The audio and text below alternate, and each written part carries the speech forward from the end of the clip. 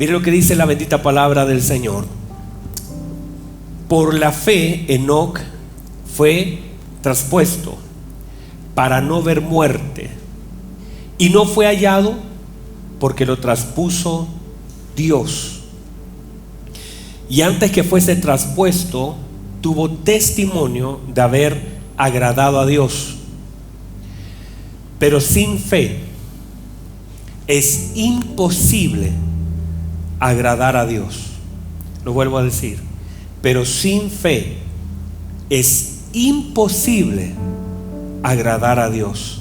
Pero sin fe es imposible agradar a Dios. Porque es necesario que el que se acerca a Dios crea que le hay y que es galardonador de los que le buscan. Amén, amada iglesia. Amén. Tomen asiento, por favor. Hemos estado hablando acerca de la trascendencia de la fe y las evidencias. Hay evidencias, por supuesto, de lo que son las cosas. Evidencia es cómo nosotros manifestamos lo que decimos creer o lo que tenemos. Siempre habrá evidencia. Hay evidencia de nuestra fe en el Señor y también puede haber evidencia de la incredulidad. Hay personas que evidencian una fe en el Señor porque en realidad nosotros somos una evidencia de la obra del Señor, de la transformación. Somos evidencia de la religiosidad, somos evidencia de la tradición. ¿Cuáles son las evidencias de nuestra vida? ¿Podemos hablar de evidencia de nuestro amor a Dios? ¿Podemos tener evidencia de la incredulidad? Claro, claro que sí. La Biblia dice que Pedro se hundió y el Señor le dijo: te hundiste, ¿por qué? Hubo una evidencia de tu falta de fe. O sea, cuando yo me termino hundiendo en algún área de mi vida, es porque ese hundir es la evidencia de algo. La crisis evidencia algo. Todas las cosas, soltar, tomar, son evidencias de cosas. Nosotros somos constantemente la evidencia de algo.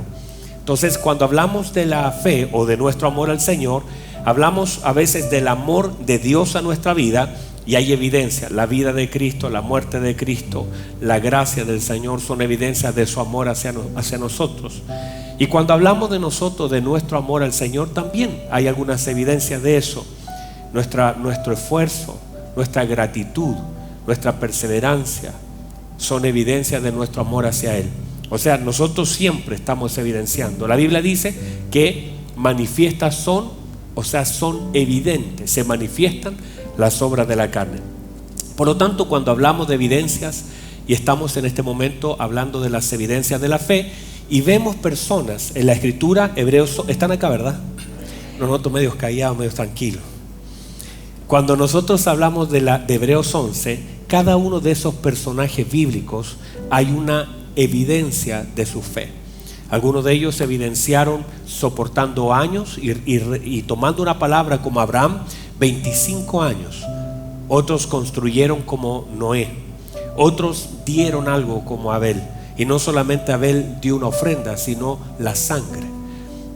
Vemos entonces evidencias del esfuerzo, vemos evidencias del sacrificio, vemos evidencias de convicciones. La Biblia dice que algunos fueron muertos, aserrados, apedreados, y eso es evidencia de convicción. Siempre nosotros vamos a evidenciar de alguna u otra forma lo que somos, lo que creemos o lo que dudamos. Y eso es lo que estamos viendo ahora. En este caso hemos estado viendo durante estos días las evidencias del entendimiento, las evidencias de la obediencia, la evidencia del dar, y hoy comenzamos a hablar acerca de la evidencia en relación a la dirección. Diga conmigo: dirección. No, ustedes están sin desayuno. Vamos otra vez. Diga conmigo: dirección. La dirección. Entonces, cuando nosotros hablamos de Enoc, la Biblia dice que Enoc caminó con Dios, y eso tiene que ver con dirección. Y uno no puede decir que camina con Dios si va en dirección opuesta a su palabra. Hay personas que dicen: Dios va conmigo, y a veces ponen un pescadito en el auto, o a veces dicen: el Señor es mi copiloto, pero en realidad ellos van directamente en un sentido contrario de la palabra. No se puede decir que yo camino con Dios y yo no cumplo su palabra. Caminar con Dios es caminar en su voluntad. Camino con Dios cuando hago su voluntad. No puedo decir que estoy caminando con Dios si no camino en la palabra. O sea, de pronto la gente dice, no, sí, yo voy a la iglesia. Ir a la iglesia es una cosa. Usted llega a este lugar y gracias al Señor porque llega. Pero una cosa es venir a la iglesia y otra cosa es caminar con Dios. Uno podría venir a congregarse y nunca hacer la voluntad de Dios. Y el problema es ese, que tenemos un montón de personas que tienen Biblia, que de chico lo llevaron a la iglesia, pero van en sentido. Usted no sabe la cantidad de personas que nos llaman para contarnos un tema y nos dicen, no, si yo conozco al Señor de chiquitito, pero están con matrimonio destruidos, con vida destruida, en vicios, en depresiones, en angustia, con cosas que uno dice, pero si la Biblia dice eso y usted hace esto, el resultado siempre será esto. Y ellos dicen, no, sí yo sé, pero el Señor sabe. Vamos, alguien diga amén.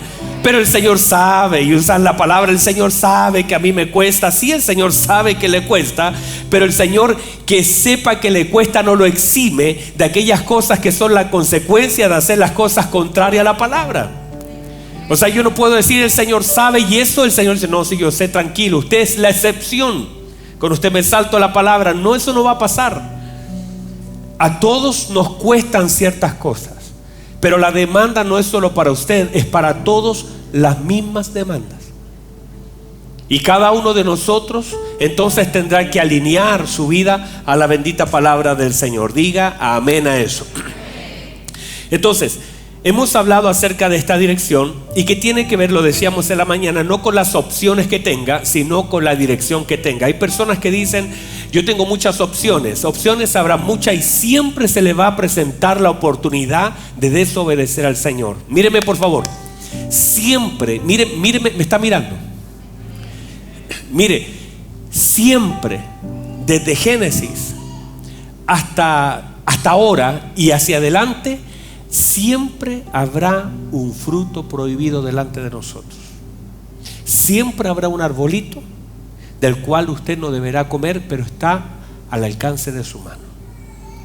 Siempre estará delante de nosotros la oportunidad de hacer nuestra voluntad, de tomar nuestras decisiones, de hacer algo contrario a lo que Dios dice. Siempre estará esa oportunidad. El árbol, aunque ellos fueron sacados del paraíso, y usted conoce la historia, pero siempre delante de nosotros está la oportunidad de hacer lo que queramos. Y cada vez que nosotros comemos de ese fruto es cuando nosotros desobedecemos. Siempre la desobediencia es volver a tomar del árbol que se nos prohibió. Desobediencia es tomar del fruto que Dios dijo que no comiéramos. Siempre. Usted estará casado y siempre tendrá la oportunidad de caer en adulterio. Usted estará en una situación extrema de presión y siempre tendrá la oportunidad de mentir. Siempre delante de nosotros habrá algo que el Señor dice, no lo tomes.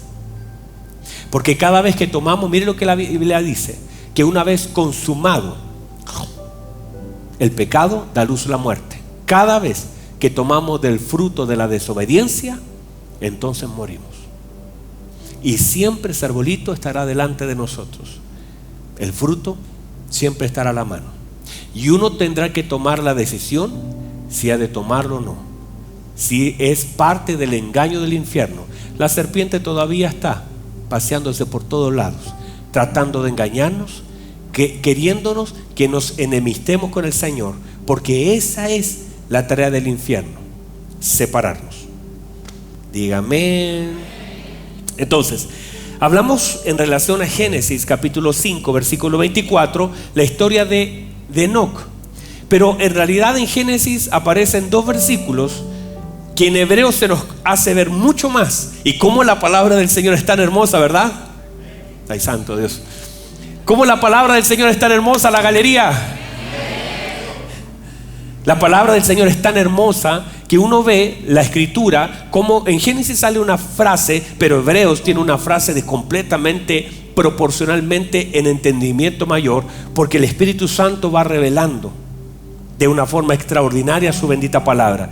Y se nos habla en Génesis de un hombre llamado Enoc, que la Biblia dice que él caminó con Dios y el Señor se lo llevó. Pero luego de eso comienza a hablar de sus hijos, comienza a hablar de sus nietos y comienza a hablar de sus bisnietos. Y cuando usted comienza a leer la historia de Enoc, se da cuenta que Enoc marcó una diferencia, porque cuando un hombre camina con Dios, bendice a su próxima generación.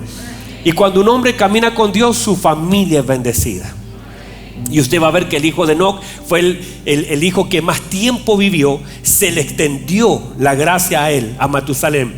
Y luego viene Lamec. Y bueno, y al final de la cuarta generación aparece un hombre llamado Noé, que el Señor, dice la Escritura, que él halló gracia ante los ojos de Dios y fue aquel hombre que el Señor usó para poder salvar a su creación. Entonces vemos la mano del Señor. Cuando usted camina con el Señor, su familia es bendecida.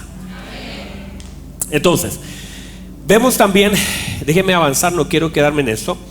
Voy a tomar, solamente decir esta frasecita final, que nos quedamos diciendo en el servicio anterior, los hermanos que no decían amén, que era medio, pero usted, hermano, qué bueno para decir amén y gloria a Dios. Lo quiero invitar para la tarde, porque hay un culto pentecostal en la tarde a las 5:30 y usted debería estar, porque usted es de los aleluya, parece. Dijimos que no solamente debemos hablar de lo que el Señor nos sacó, sino también de donde el Señor no nos permitió vivir. Y hablamos que la Biblia dice que Enoc dice que fue traspuesto para no ver muerte. Y eso es muy hermoso, porque hay cosas que por causa de nuestra fe, nuestra honra y nuestro caminar al Señor, el Señor no nos permitirá ver. Hay cosas que nosotros no vamos a ver por haber caminado con el Señor. Vamos, hay cosas que usted no va a ver solo por el hecho de haber caminado con el Señor. Y hay cosas que tal vez usted vio, pero como usted llegó a Cristo luego de haberlas visto, sus hijos no la van a ver. Hay cosas que ustedes vivieron que sus hijos jamás van a pasar. Hay cosas que su próxima generación no va a pasar solo porque usted honró a Dios con el camino. De hecho, nosotros con mi esposa recibimos una palabra del Señor. Estábamos ahí, nos habían llamado para ser pastores, los dos medios pollitos, y mirábamos así, y todo lo que teníamos como experiencia pastoral era todo lo que habíamos visto, cosas buenas y malas, pero todas las cosas que veíamos, y nosotros nos miramos, conversamos con mi esposa, sabíamos que debíamos asumir el llamamiento, porque el llamamiento es eterno del Señor, y el Señor nos soltó una palabra. Frente a todo, y es más, hermano, nosotros ya estábamos preparados, poniéndonos la mochila, la coraza, el cintillo de Rambo, porque sabíamos a lo que nos íbamos a enfrentar. Y el Señor nos suelta una palabra y nos dice esto: con ustedes será diferente. Y entonces uno dice gracias, Señor, porque uno, después de haber visto tantas cosas de hombres hermosos del Señor, que sufrieron tanto, que vivieron cosas tan difíciles, ver pastores morir en un paradero de micro, de frío, de hipotermia, porque nadie se lo llevó a su casa, ver personas sufrientes con caras llenas de dolor, hombres que plantaron tantas congregaciones, pero que fueron tan maltratados. Tal vez ustedes son parte de esa generación y sus padres, muchos de ustedes son hijos de pastores que sufrieron tanto, que fueron tan dañados, tan heridos, tan lastimados. Hay cosas, mis amados hermanos, que algunos vivieron, y hay cosas que usted no va a vivir. Vamos, usted no va a vivir algunas cosas. Hay cosas de las cuales el Señor los va a guardar.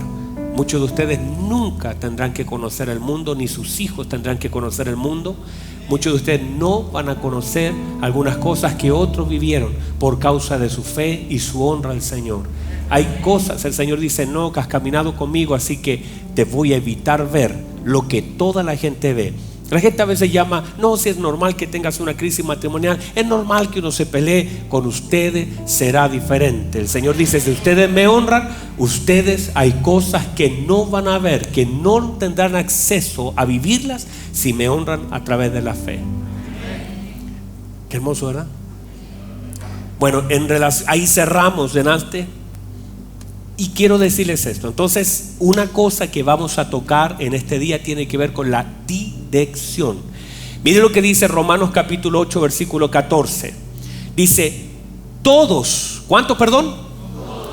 Todos los que son guiados por el Espíritu de Dios. ¿Somos guiados por qué? Por el Espíritu de Dios. Estos son hijos de Dios. Entonces, atención a esto. Caminar con Dios es hacer lo que Dios quiere que yo haga y estar donde Él me quiere tener. Y eso no quiere decir que sea fácil o difícil. No estamos tratando de buscar ni la comodidad ni la facilidad, sino que estar donde Dios me quiere tener. A veces tenemos que estar donde Dios no nos quiso tener, a pesar que aún en ese lugar hay un lugar preparado. La Biblia dice, mire por favor, que el Señor había preparado un gran pez. Mientras Jonás estaba durmiendo y desobedeciendo, el Señor ya había preparado el medio de transporte para poder llevarlo al lugar donde Dios lo quería tener. O sea, Jonás estaba desobedeciendo y el Señor ya tenía todo preparado para hacerlo regresar al lugar donde nunca debió salir. Hay cosas que ya están preparadas, aún incluso en medio de nuestros caminos equivocados. O sea, hay un transporte de regreso al lugar de la voluntad del Señor. Siempre el Señor quiere tenernos en su voluntad. Allí, en ese lugar, es el lugar seguro. El lugar más seguro es la voluntad del Señor. Y a veces no es el lugar más fácil, pero es el más seguro. Entonces, mire lo que establece Amós 3:3. Usted lo conoce. Dice, ¿podrán caminar dos si no estuvieran de acuerdo? Claro que no. Entonces, para poder caminar en la dirección correcta, debemos caminar en acuerdo con el Señor. Por eso cuando uno ve a Enoc caminando con el Señor, ¿qué quiere decir eso? Que el Señor y Enoc estaban en acuerdo. Caminaban porque estaban en acuerdo. Usted entonces tiene que someter su voluntad a la voluntad de Dios para caminar en la dirección correcta. Mire lo que dice, por favor, Segunda de Reyes capítulo 18. Segunda de Reyes capítulo 18. El reinado de Ezequías. Escuche bien, por favor. Vamos a leer del versículo 2. Y si usted me acompaña, hay un versículo acá comenzó. Ok, mire, antes vaya a Segunda de Reyes capítulo 16, que es básicamente el papá de Ezequías. El versículo 2 dice así: cuando comenzó a reinar Acaz era de 20 años y reinó en Jerusalén 16 años. Y mire lo que dice el versículo: y no hizo lo recto ante los ojos de Jehová su Dios como David su padre. Antes anduvo en el camino de los reyes de Israel e hizo pasar por fuego a su hijo y muchas otras cosas. Que quiere decir que él tomó un camino, él decidió tomar un lugar. Su hijo, llamado Ezequías, mire lo que dice el versículo 2 del capítulo 18 de Segunda de Reyes. Cuando comenzó a reinar era de 25 años y reinó en Jerusalén 29 años. El nombre de su madre fue Abi, hija de Zacarías. Hizo lo recto. ¿Qué hizo él? ¿Qué hizo su papá? Lo malo. ¿Qué hizo Ezequías? Lo bueno, lo recto, ¿verdad? Note por favor. Hizo lo recto ante los ojos de Jehová, conforme a todas las cosas que había hecho David su padre. O sea, dicen, vamos a sacar acá de lado, porque este no te representa en nada, y vamos a poner una figura. Ponga eso en su mente, por favor. Dice, versículo 4: él quitó los lugares altos y quebró imágenes y cortó símbolos de acera e hizo pedazos la serpiente de bronce que había hecho Moisés, porque hasta entonces le quemaban incienso los hijos de Israel, y la llamó Neustam. Versículo 5: en Jehová Dios de Israel puso su esperanza. Qué hermoso, ¿verdad? Mire cómo es el camino. Dice, en Jehová Dios de Israel puso su esperanza. Ni después ni antes de él hubo otro como él entre todos los reyes de Judá, porque siguió a Jehová. ¿Qué hizo, perdón? Siguió a Jehová y no se apartó de él, sino que guardó los mandamientos que Jehová prescribió a Moisés. Versículo 7. Y Jehová estaba con él, y a donde quiera que salía, prosperaba. Él se rebeló contra el rey de Asiria y no le sirvió. Hermoso, ¿verdad?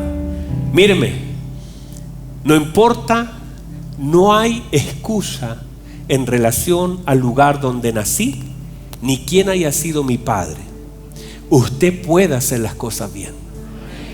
No importa, no me puedo justificar de hacer las cosas mal, porque mi papá hizo las cosas mal, porque mi mamá hizo las cosas mal, porque la gente fue perversa antes que yo, porque en realidad no fueron un ejemplo, porque ellos no me llevaron por el camino del Señor, sino que yo hoy tengo la oportunidad de tomar el camino de Cristo y hacer su voluntad, a pesar de que toda mi familia se haya corrompido, a pesar de que vea todo lo malo en mi familia. Espero que no sea así con la suya, pero si un papá lo abandonó, si una mamá lo golpeaba, si sus padres se separaron, si tal vez hubo violencia, hubo abuso, hubo descuido, lo que sea, y eso usted siempre lo toma como quizás la razón de por qué no puede vivir una vida plena, le quiero decir que usted puede ser una Ezequía. Usted se puede parar y decir: mis papás hicieron todo mal, mis papás en realidad nunca buscaron al Señor,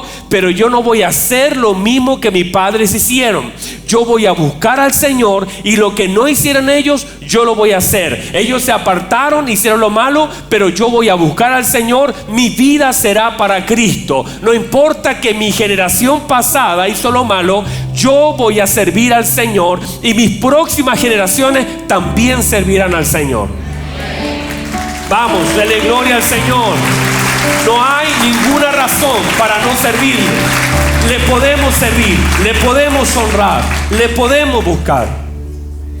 Note por favor, lo primero que sucede en este camino que él decidió tomar, el camino de la fe, el camino de la honra, es que él no siguió los caminos de su padre. Y uno tendrá que pedirle al Señor sabiduría para poder ver. Hay personas que pueden idealizar equivocadamente a un padre por algunos logros que hayan tenido, o de pronto estar tan bloqueados y pensar que está todo bien cuando no necesariamente todo está bien. Es más, todo puede estar mal. Y él entonces define y dice: puedo ver lo que mis padres hicieron y no fue recto delante del Señor. Así que ¿qué sucedió? Él no siguió los caminos de su padre. No voy a hacer lo que mi padre hizo. Me voy a desenmarcar de las decisiones que él tomó. No haré lo que él hizo.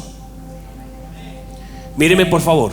Y eso no es fácil, porque muchas veces nosotros repetimos patrones y conducta de nuestros padres, y a veces, queriendo ser diferente a ellos en muchas cosas, terminamos haciendo las cosas peores que ellos. O a veces míreme por favor, a veces nos esforzamos para no ser como fueron nuestros padres, pero en realidad todo su esfuerzo no tiene que ser no ser como su padre, sino que usted tiene que gastar sus fuerzas en ser como Cristo.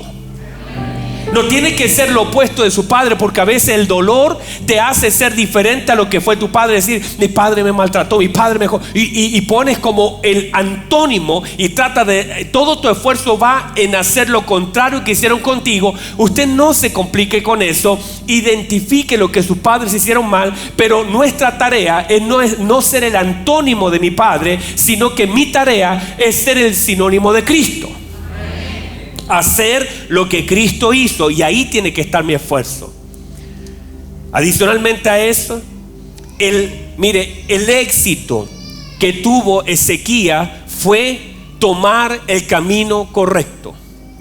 El éxito de nosotros en nuestra vida, o los fracasos que viviremos, éxito es una palabra que de pronto puede sonar extraña, pero eso es: hay fracasos que nosotros viviremos si tomamos los caminos equivocados. Usted no puede tomar decisiones y caminos equivocados y creer que todo andará bien. No, Dios va a respaldar su vida en la medida que usted camine en el camino del Señor. Mire por favor el camino que el Señor demanda. ¿Cuál es este camino? Tomar decisiones. Míreme por favor, tomar decisiones. Para estar en el camino de Dios debemos tomar decisiones, y estas tienen que ser firmes, sólidas, bíblicas, claras, consistentes, permanentes. Voy a tomar una decisión. Yo puedo amar a mi padre, puedo amar a mi mamá, pero hay decisiones que debo tomar. Voy a servir al Señor.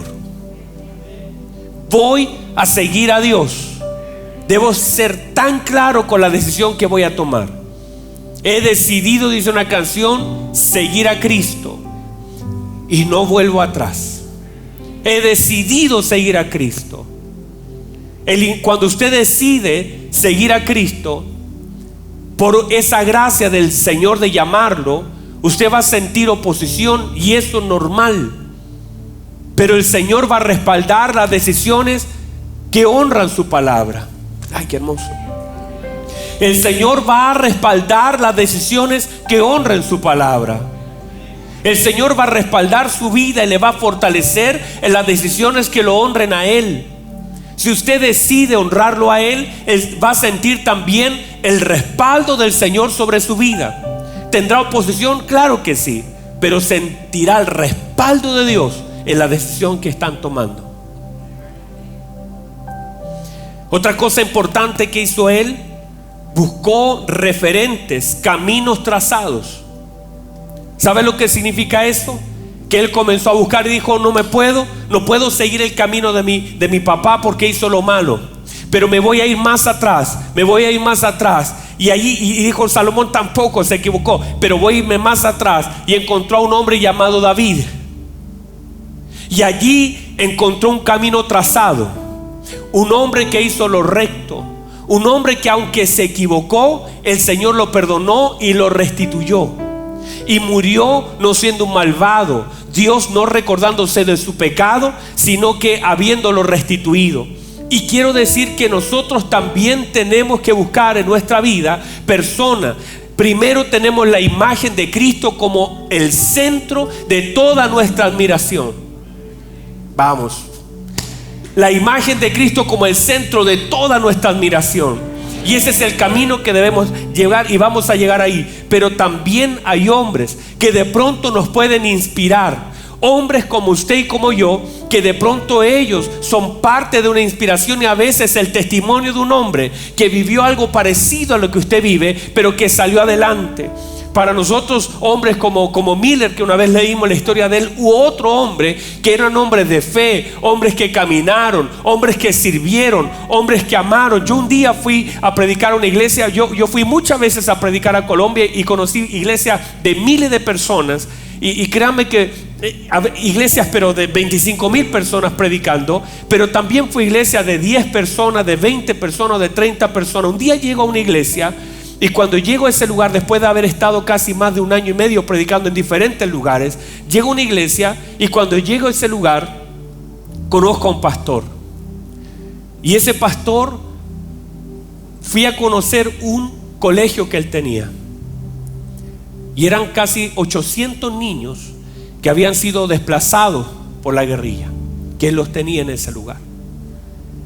Y cuando me siento con él, el hombre me empieza a contar y me dice que él tenía un niño de cerca de 14 años. Estaban terminando la reunión, estaban cerrando la iglesia. Él dice que estaba en la parte de adelante del púlpito, y su hijo fue a cerrar la parte de atrás de la iglesia, y pasó parte de la guerrilla, un grupo, y tiraron una granada, y su hijo estaba en ese lugar. Y su hijo dice que tomó esa granada para sacarla del lugar, pero no alcanzó. Y él me cuenta y me dice: yo estuve 1 semana limpiando los restos de mi hijo del templo. 1 semana recogiendo a mi hijo, a los pedazos de mi hijo. Pero el Señor, que es tan bueno, me dio 800 hijos, y cada uno de ellos yo veo el rostro de mi hijo. Es tremendo, hermanos. Y él los cuidaba como si fueran sus hijos. Y en realidad, y tenía una iglesia muy pequeñita, pero tenía un corazón tan grande ese varón. Y conversando, antes de conocer esta historia de lo que yo le estoy contando, cuando yo me empecé a predicar en ese lugar sin conocerlo a él, nos sentamos a tomar un café y el Espíritu de Dios me dio testimonio del corazón de ese hombre. Y le dije algo, antes de conocer la historia, le dije algo a él: ¿sabe? Si yo viviera en Colombia, usted sería mi pastor, por el corazón que Dios le ha dado. Y después de eso él me dice: ¿sabe? Le quiero llevar. Y ahí me lleva y me cuenta la historia. Y con eso, con mucha más razón, yo veía el amor de Dios sobre su vida. ¿Qué quiero decir? Yo cuando lo vi adorar al Señor, a ese hombre, yo estaba predicando y el hombre estaba de rodillas, estaba llorando, lloraba mientras yo predicaba. Yo no sabía nada de su historia y lo veía adorar al Señor, como si esa historia nunca hubiera pasado, como si nunca hubiese perdido a un hijo. Pero lo vi tan adorando al Señor, con libertad, con gratitud, con amor al Señor. Después nos tomamos un café, lo encontré el hombre de tan buen corazón. ¿Sabe lo que quiero decir? Que hay personas que han trazado un camino de amor al Señor, de perdón, de gracia, de fidelidad, que uno cuando los ve también se puede sentir inspirado por ellos. Hombres que siendo igual que nosotros, viviendo cosas tan difíciles, han enseñado a la iglesia del Señor Jesucristo que sí se puede servir a Dios a pesar de lo que hemos perdido, a pesar de lo que hemos vivido y a pesar de lo que hemos sufrido. Y les quiero decir, y quizás usted puede ser un testimonio para sus propios hijos, no solamente decir: uy, si yo no tenía zapatos, no, sino que sus hijos puedan ver la fidelidad que usted le tiene a Dios. Sus hijos pueden ver que cuando no hay, todavía confían en Dios. Que cuando la cosa está mal o cuando alguien lo ha traicionado, usted le puede decir a sus hijos: vamos a perdonar a la gente que nos ha dañado como Cristo nos perdonó a nosotros. Así que, y que usted pueda ser de inspiración para su próxima generación. Porque qué hermoso es que un hijo quiera seguir los pasos de un padre por causa de la inspiración y por causa de su amor a Cristo. Y usted puede marcar. Quizás en algunos casos ustedes ya pasaron esa etapa, pero pueden estar hoy día trabajando con sus nietos, y puede ser que ustedes sean la inspiración para una nueva generación, que su amor al Señor, su devoción, su compromiso, su esfuerzo, su perdón, la obra de Cristo en su vida pueda ser un surco donde sus hijos puedan caminar, y que de pronto sus hijos en un momento puedan decir: ¿qué haría mi papá en este caso? Mi papá perdonaría, mi papá amaría, mi papá diría: tranquilo, todo está bien, aunque se esté cayendo el mundo, nos diría: tranquilo, confiemos en Dios, nuestra vida está en la mano de Dios. Puede pasar el cielo, puede el sol no salir un día, pero vamos a estar tranquilos porque somos una familia que confiamos y que amamos a Dios. Y podemos marcar el camino para nuestra próxima generación. Qué triste es que Ezequías mira a su padre y no lo pueda seguir. Qué triste es tener un padre que estuvo en gobierno, que tenía todo para hacerlo bien, pero lo hizo mal. Qué triste es que nuestros hijos tengan que mirar hacia otro lugar. Qué triste es que nuestros hijos no nos vean a nosotros como algo que seguir. Qué triste que nuestros hijos tengan que buscar en alguna persona un referente porque nosotros no lo fuimos. Y no digo que seamos perfectos, porque no lo somos, en ningún caso. Pero por lo menos que se manifieste nuestra fe, nuestro amor, nuestra intención de honrar a Dios, de servir a Dios, de buscar a Dios. Que por lo menos podamos manifestar la gracia del Señor, el amor de Dios. Que hayan evidencia del amor de Cristo en nuestra vida y que hayan evidencia sólida de nuestra fe en Dios. Que en un momento vamos a tener que pasar y vamos a tener que vivir esa prueba donde será puesta a prueba nuestra fe, nuestra confianza en Dios. Y la Biblia dice: en Jehová Dios, Él puso su confianza. ni en los ejércitos, ni en la experiencia, ni en los convenios que tenía. No, la confianza de él estaba en Dios, y que nuestros hijos puedan ver que nosotros confiamos en Dios, que nuestra esperanza y nuestra confianza está en nuestro Señor.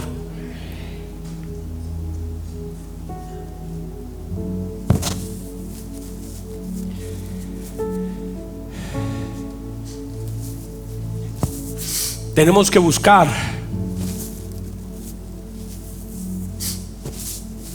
los trazos, y si no existe, hágalo usted.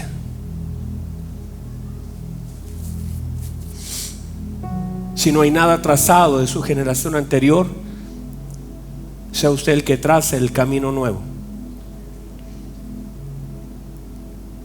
Míreme por favor, sea usted el que puede trazar el camino nuevo. Quizás hacia allá hay brujería, hechicería, toda la gente se burlaba del Señor, nadie buscaba, pero hasta que el Señor llegó a su vida y a usted se le fue dado un cincel y un martillo para comenzar a trazar un nuevo camino para su próxima generación, de tal manera que se diga que usted fue el primero que comenzó a hacer un surco, que nuestros hijos lo van a ensanchar,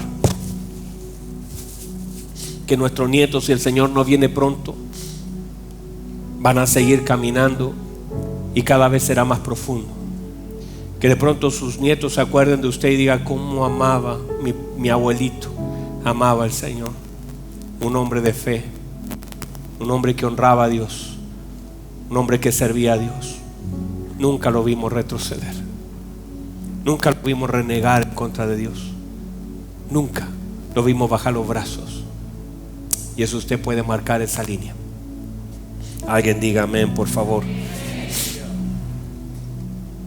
Mire lo que dice la Escritura.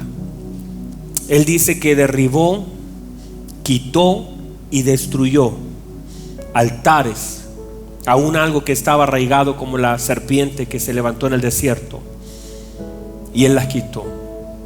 ¿Sabe lo que es eso? Es ser consciente de las cosas que están mal en el tiempo que vivo. Míreme por favor, hay cosas que tenemos que quitar de nuestro corazón para caminar en la dirección donde Dios nos quiere tener. Hay cosas que tendremos que sacar de nuestro corazón. Antes de derribarlo de afuera, hay cosas que tendrán que ser derribadas por dentro. Efesios capítulo 4 versículo 31. Por favor, están acá todavía, ¿verdad? Efesios capítulo 4 versículo 31. Mira lo que dice: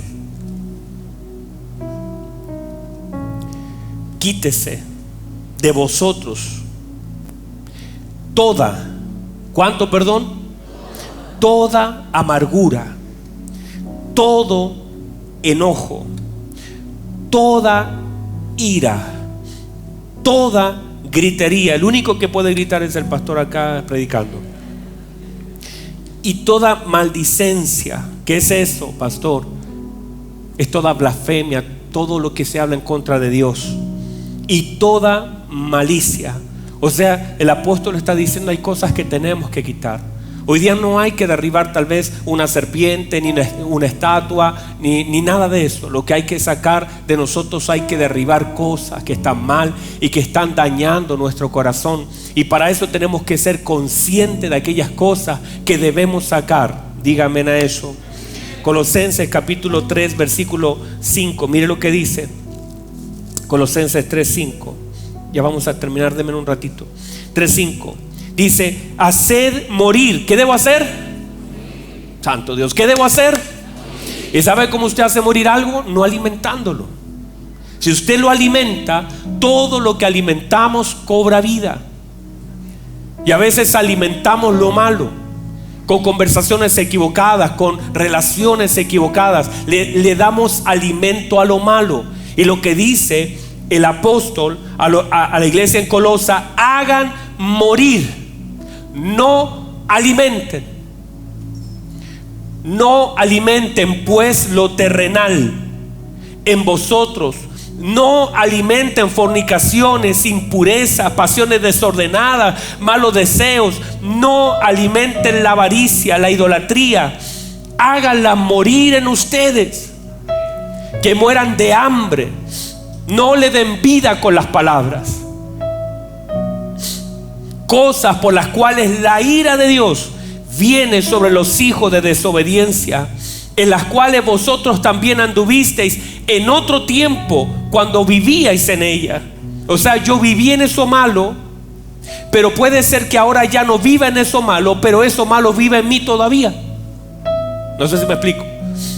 Yo fui sacado de ese lugar, pero tal vez eso todavía, algo de eso todavía vive en mí. Y él dice, el apóstol, háganlo morir. No alimenten lo malo en ustedes. Versículo 7. En los cuales vosotros también anduvisteis en otro tiempo cuando vivíais en ella, pero ahora dejad también vosotros todas estas cosas: ira, vuelvo a repetir lo mismo que en Efesios, ira, enojos, malicia, blasfemia, palabras deshonestas de nuestra boca. No mintáis los unos a los otros, habiéndonos despojados del viejo hombre con sus hechos y revestidos del nuevo, el cual conforme a la imagen del que lo creó se va renovando en el conocimiento pleno, donde no hay griego ni judío, circunciso ni incircuncisión, bárbaro ni escita, siervo ni libre, sino que Cristo es el todo y en todos. Vestíos pues como escogidos de Dios. Vestidos pues como escogidos de Dios, santos y amados de entrañable misericordia. Vístase de benignidad, vístase de humildad, vístase de mansedumbre, vístase de paciencia. Soportaos unos a otros y perdonaos unos a otros. Y si alguno tuviera queja en contra de otro, de la manera como Cristo os perdonó, así también hacedlo vosotros. Y sobre todas estas cosas, o sea, usted se puso el pantalón, usted se puso la chaqueta del perdón, los zapatos de la humildad, está vestido, pero ahora dice: y sobre todas estas cosas pónganse el abrigo del amor, que es el vínculo perfecto. Sobre todas las cosas vístanse de amor, ámense los unos a los otros como Cristo nos amó. ¡Wow! ¡Wow! ¡Tremendo! Gloria a Dios. Vistámonos de amor, de la gracia. O sea, hay cosas que tenemos que despojarnos. Hay cosas, mírenme, hay cosas que están mal en nosotros. ¿Las pudo identificar alguna de ustedes? Hay cosas que debemos dejar y hay cosas que debemos tomar. Déjenme ir cerrando. Este hombre caminar con Dios, caminar con esperanza. Caminar con esperanza. En Jehová Dios puso su esperanza. Nosotros caminamos con esperanza. Dice la Biblia que siguió a Jehová. Seguir al Señor es conocer a dónde Él quiere que yo esté. Dice, no se apartó de Él, no se aparte del Señor. Dice, guardó su mandamiento, guardó la palabra. Dice que él siguió al Señor, pero el Señor estaba con él. Si yo sigo al Señor, el Señor está conmigo. Y dice, no sirvió a Asiria, que era el imperio gobernante. No se inclinó frente a la opresión. Un hombre de Dios no se inclina frente a la opresión que está viviendo. ¿Qué quiere hacer Asiria? Míreme, Asiria a través del temor lo rodeó, fue contra de él, porque lo que intenta es desconectarte del Señor. Siempre la obra del infierno hará o intentará que te desconecte del Señor, que pierdas la confianza, que pierdas la esperanza, que suelte la palabra. Siempre Asiria hará su trabajo. ¿Qué quiere hacer? Que te desconecte del Señor, que te sueltes de él, que te llene de temor. Pero la Biblia dice que él no se inclinó frente al imperio gobernante. ¿Por qué? Porque en Jehová Jehová estaba su esperanza y él no se apartó. La opresión no hizo que él se apartara, sino que él estaba pleno, absolutamente lleno del Señor y de la palabra. Por lo tanto, cuando tú te llenas de la palabra, no te apartas del Señor, de la palabra. Una de las manifestaciones de nuestra fe será entonces la dirección que tomemos. Un hombre de fe seguirá los pasos de su Señor. Cuando la Biblia dice que no caminó con Dios, hoy día nosotros tenemos un camino tan trazado, que es el camino de Cristo. Míreme por favor, dese por otros. Eso hizo su Señor. Si quiere caminar con el Señor, tendrá que aprender a darse por otros. Su vida, sus dones, su amor.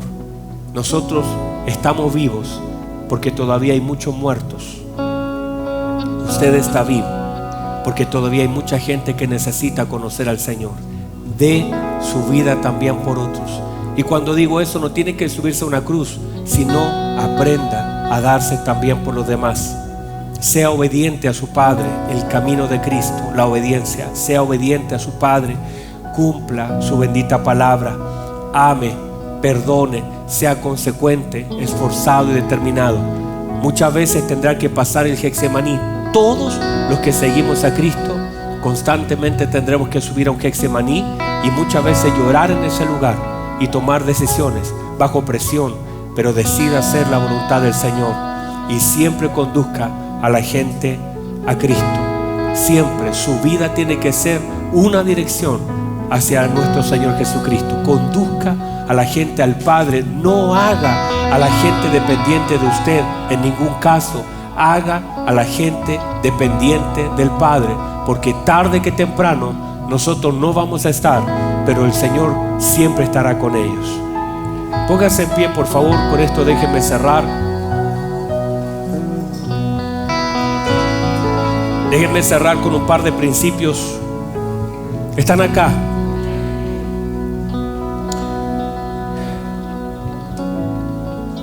Lo importante finalmente, mis amados, en la dirección no es a dónde vamos, sino con quién vamos. El Señor le dice a Josué, le dice: yo estaré contigo donde quiera que tú vayas.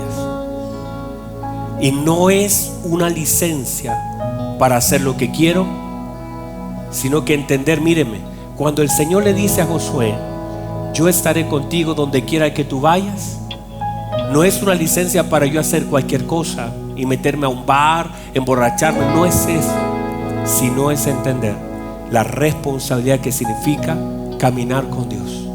Josué recibe la palabra. Mire lo que dice el Señor: yo estaré contigo donde quiera que vayas. ¿Sabe lo que le está diciendo? Ten en consideración que donde decidas ir, yo estoy presente. Tenga la consideración y la conciencia que donde decidas entrar, yo estaré contigo. No es que apruebe todos los lugares donde tú vayas, pero yo estoy presente. Ten conciencia que yo estoy presente. Y mire lo que dice: no temas ni desmayes, porque yo estoy contigo. Quiere decir que muchas veces el temor es la manifestación de la ausencia de la presencia de Dios. El Señor le dice: no temas, porque yo estaré contigo.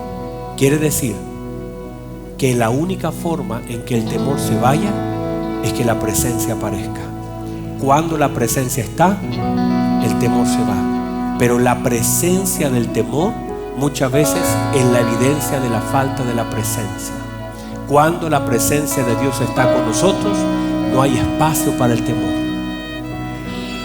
El Señor está con su iglesia.